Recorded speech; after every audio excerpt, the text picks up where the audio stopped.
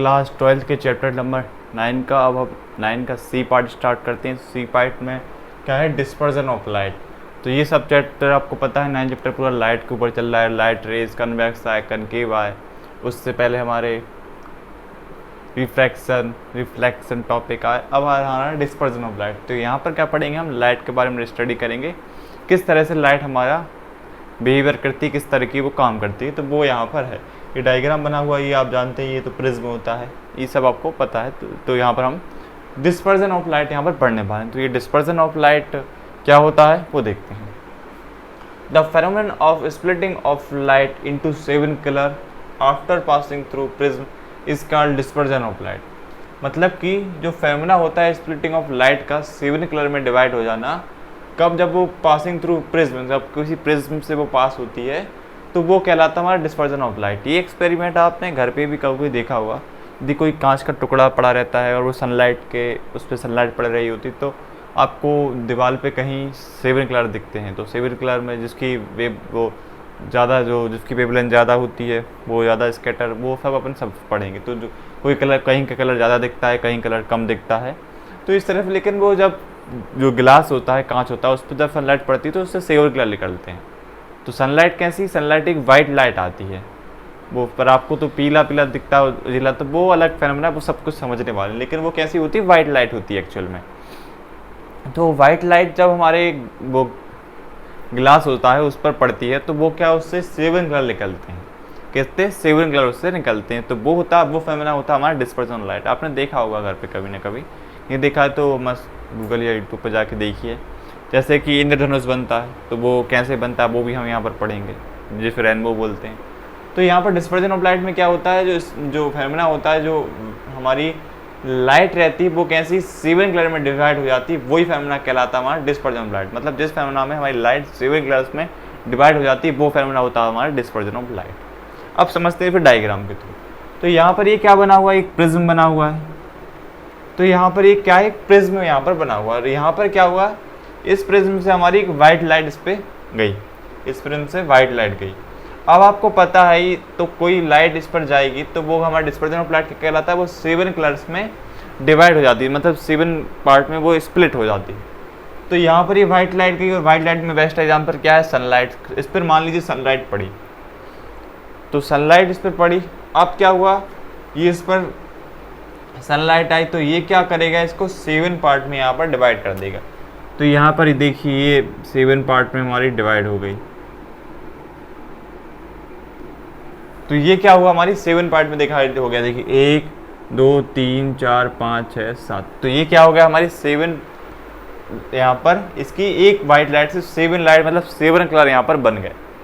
तो ये प्रिज्म से क्या हुआ, वाइट लाइट पास हुई, और ये डिस्पर्जन हो गया इसमें, मतलब ये स्प्लिट हो गई कितने, 7 कलर में। और 7 कलर कौन कौन से होते हैं आपको पता है, विबग्योर नाम की एक चीज़ होती है जो आपने पढ़ी होगी। वो क्या होती है, ये वी होता है, ये आई होता है,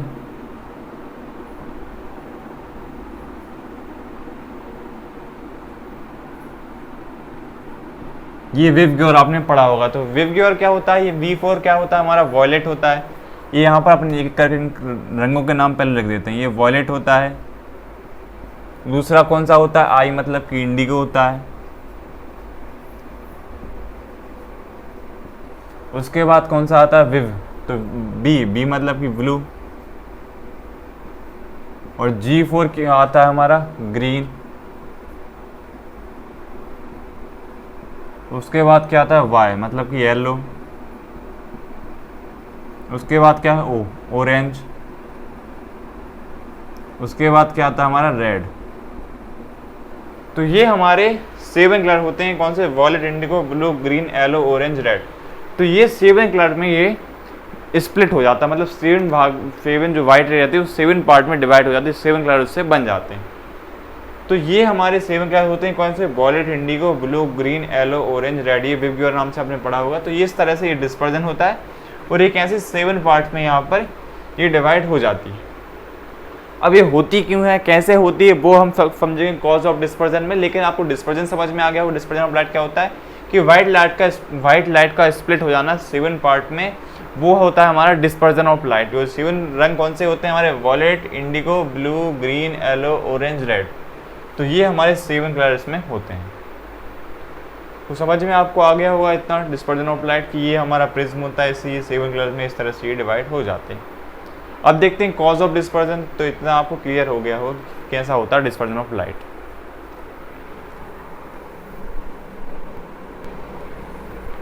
आइए बच्चों हम समझते हैं कॉज ऑफ डिस्पर्जन। तो ये कॉज ऑफ डिस्पर्जन के लिए इतना सारा मटेरियल मुझे यहाँ पर लिखना पड़ा, लेकिन इसके बाद आपको डिस्पर्जन को क्लियर हो जाएगा कि कॉज ऑफ डिस्पर्जन होता क्या है। तो कॉज ऑफ डिस्पर्जन में हम क्या समझेंगे वो सब कुछ यहाँ पर उपलब्ध है आपके लिए।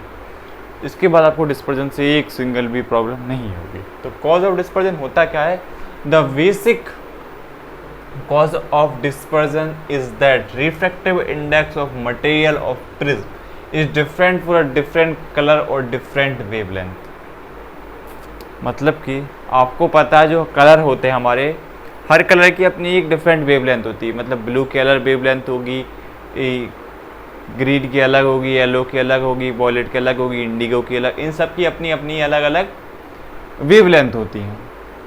और तो यदि इन कलर की अपनी अलग अलग वेवलेंथ हैं तो आपको पता है जो हमारा कलर है उनके क्या है, जो प्रिज्म के लिए है क्या है, वो डिफरेंट रिफ्रैक्टिव इंडेक्स भी होगा। मतलब क्या है, देखिए इसको अपन छोटा सा प्रिज्म बना के समझते हैं। यहाँ पर क्या करेंगे, अपन एक छोटा सा प्रिज्म बनाएंगे। प्रिज्म में होता क्या है आपको पता है, एक हमारी वाइट लाइट यहाँ पर आती है और इस तरह से इस पर ये 7 कलर में डिवाइड हो जाती है। ये मैं जल्दी जल्दी बना रहा हूँ और कुछ यहाँ पर मिस्टेक हो भी जाए तो आप इसको नेग्लिजिबल कर सकते हैं।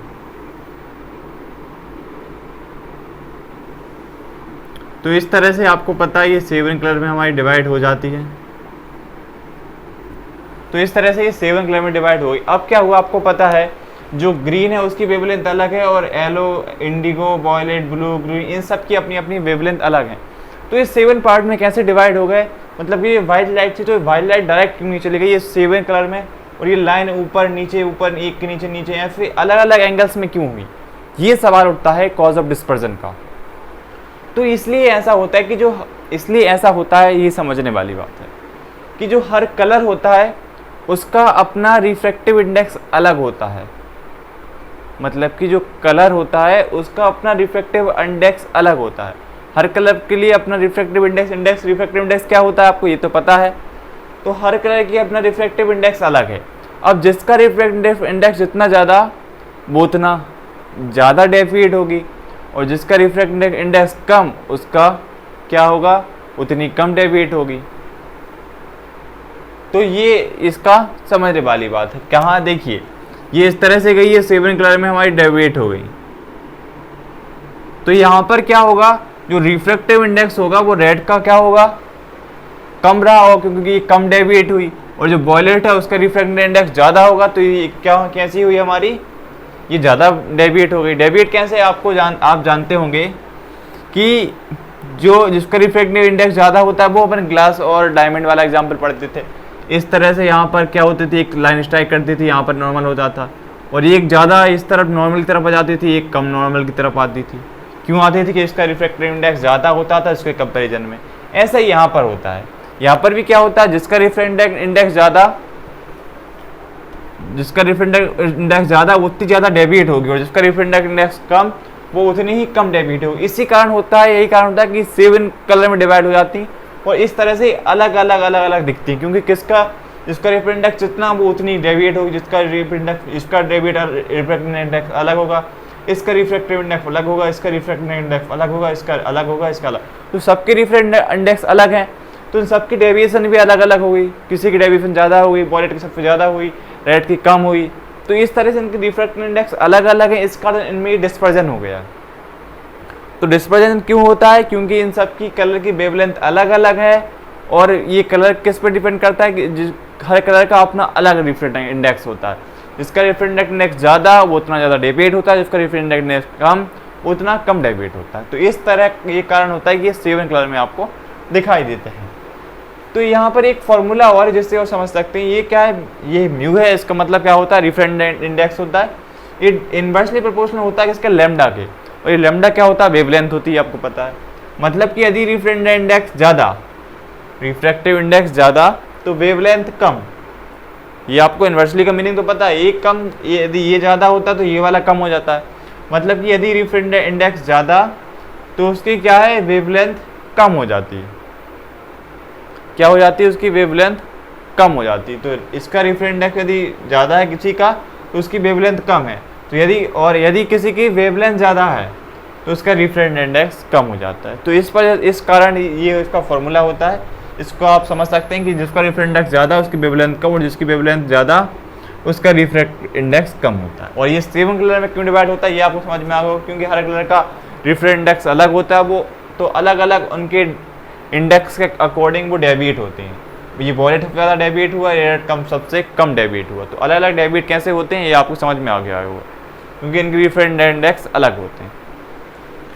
अब एग्जाम्पल के रूप में और देखनी होगा, तो देखिए अब एग्जाम्पल समझते हैं। जैसे एग्जाम्पल क्या कहता है, अब समझते हैं एग्जाम्पल से और अच्छे। देखिए red colour has maximum wavelength. अब आपको पता है यदि इसकी लैम्डा की वैल्यू कैसी मैक्सिमम है तो क्या होगा, देयरफॉर इट्स रिफ्रैक्टिव इंडेक्स इसका मिनिमम हो जाएगा।